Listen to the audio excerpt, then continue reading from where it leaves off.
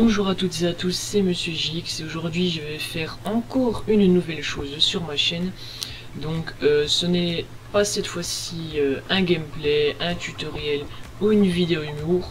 C'est quelque chose qui va sûrement servir à certains et ce qui m'a manqué à moi.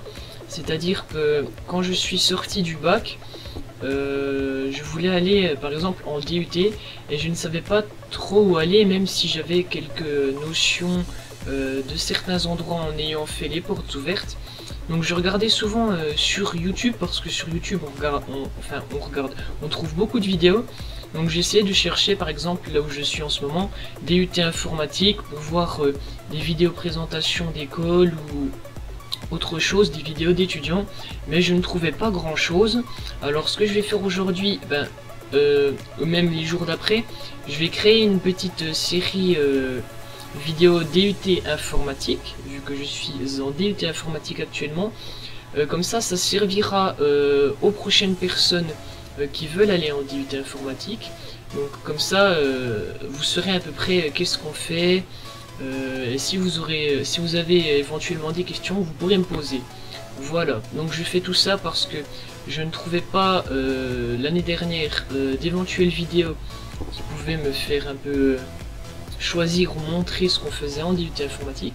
Alors moi, ce que je vais faire, je vais vous en faire tout simplement. Donc aujourd'hui, on va commencer par un petit truc assez sympa. Je vais vous montrer ce que j'ai fait en petit projet de S1. Donc en S1 parce que j'ai fait mon semestre 1, en DUT ça fonctionne par semestre, c'est-à-dire 6 mois. Donc actuellement je suis en début de semestre 2 et je vais vous montrer ce que j'ai fini en S1. Donc ce que j'ai fait, j'ai réalisé un jeu de A à Z en programmation C++, pour ceux qui connaissent le C++, j'espère à vous en tout cas. Petite fenêtre, voilà.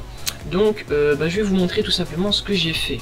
Voilà, donc on a réalisé, c'était un projet, on va dire, donné par le professeur. Chacun avait le droit d'ajouter ses petites améliorations, mais il fallait être assez strict sur le déroulement, on va dire.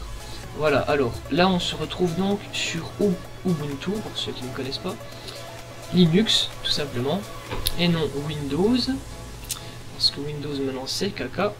Alors je vais tout simplement démarrer le jeu et je vous montrerai un tout petit peu le code pour voir à quoi ça ressemble. Donc voilà, le jeu, donc je vais réaliser une petite introduction. Voilà, c'était un jeu à rendre, je ne sais pas combien j'ai eu, la note que j'ai eu dessus.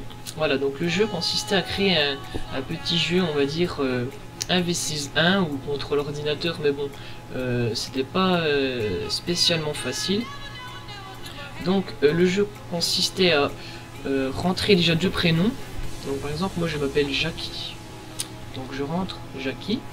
Et on va dire qu'en face de moi vous vous appelez un individu. Donc là vous voyez que je rentre tout dans la console. Et voilà. Donc vous voyez que sur le château, ou du moins sur la fenêtre du jeu, nous avons Jackie contre individu, et au milieu, je sais pas si vous vous apercevez ou vous devez l'apercevoir bien sûr, il s'agit d'une colline. Donc c'est une colline de taille aléatoire, donc à chaque partie la colline change de taille, donc c'est le but d'un jeu. Et vous allez voir que le jeu consistait tout simplement, chaque château a un boulet, voilà, donc vous allez voir que nous allons rentrer une force ainsi qu'un angle, et il faut tout simplement toucher le château adverse. Voilà, donc en haut la flèche constituait le vent, donc c'est-à-dire plus ou moins de vent, comme dans les petits jeux que vous pouvez trouver sur internet. Voilà, donc je vais vous montrer en gros à quoi ça ressemble. Donc par exemple, Jackie doit rentrer une force entre 0 et 15, j'ai mis. Donc par exemple, je rentre 8. Ensuite, je dois rentrer un angle. Donc tout ceci, c'est nous qui l'avons réalisé. Hein, c'est pas un logiciel qui fait tout seul les petits châteaux.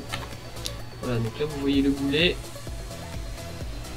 Alors, le plus dur à faire dans ce petit jeu, c'était les forces du boulet ainsi que les directions, etc. Donc ça, ce que vous voyez, c'est en fait quand le boulet sort de la fenêtre. Alors c'est pas bien grave. Et ensuite on va essayer le joueur adverse. Alors on va faire toujours en 8. Cette fois-ci je vais tirer en 60. Voilà. Donc là il y a du vent, j'avais complètement zappé. Donc on a fait également les impacts dans la colline. Donc ça je vais vous montrer vite fait dans le truc de programmation que c'était vraiment pas facile, mais bon vous n'y connaissez sûrement peut-être pas grand chose pour le moment. Donc je vais réessayer encore un tir. Alors je vais faire du 760. Allez, ce serait bien un petit non, ça c'est encore trop loin. Ah non, de bleu. Bon, on va faire ça, voilà. Et cette fois-ci je vais faire du 5,60. J'aimerais bien vous montrer quand le boulet arrive à un impact. Donc là je me suis encore trompé, on va faire tirer l'individu, voilà. Et cette fois-ci je vais mettre 6,60 et là normalement on devrait être dessus. Donc voilà. Allez. Donc là, boum, impact. Et là, vous voyez marqué Jackie, tu as gagné la partie. Donc là, Jackie, ça s'affiche si vous vous appelez Jean-Pierre. Il y aura marqué Jean-Pierre, tu as gagné la partie, etc. Les suicides aussi. C'est quand vous tirez le boulet et avec le vent, il vous revient dessus. Donc ça fonctionne aussi. Et on pouvait faire d'autres améliorations. Mais bon, pour cette fois-ci, je vous montrerai tout simplement le truc basique que nous avions dû faire lors de notre S1. Voilà, donc cette fois-ci, ce que je vais faire, je vais vous montrer le code. Donc là, je vais mis, voulez-vous rejouer une partie? Et bien, on va mettre tout simplement non. Voilà. Et là, pour les amateurs, ou pour ceux qui veulent savoir ce qu'on fait, je vais vous montrer donc le code. Donc je vais vous parler assez brièvement du code, hein. Voilà, donc là on est sur Gedit pour ceux qui connaissent. Donc tout simplement les commentaires c'est avec les doubles slash. Donc en gros je vais vous lire les commentaires. Donc une fonction de nombre aléatoire. Donc on a créé des fonctions, du moins on a repris des fonctions, parce que les fonctions aléatoires c'est pas spécialement créatif, enfin, de notre part. Enfin nous n'avons pas fait les fonctions aléatoires.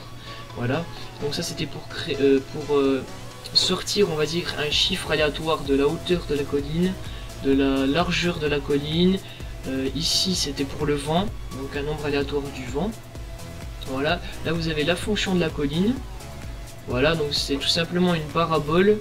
Et ensuite nous avons rempli la parabole, donc ça faisait tout simplement une colline. Donc là je vous explique assez brièvement parce que vous n'y connaissez pas grand chose.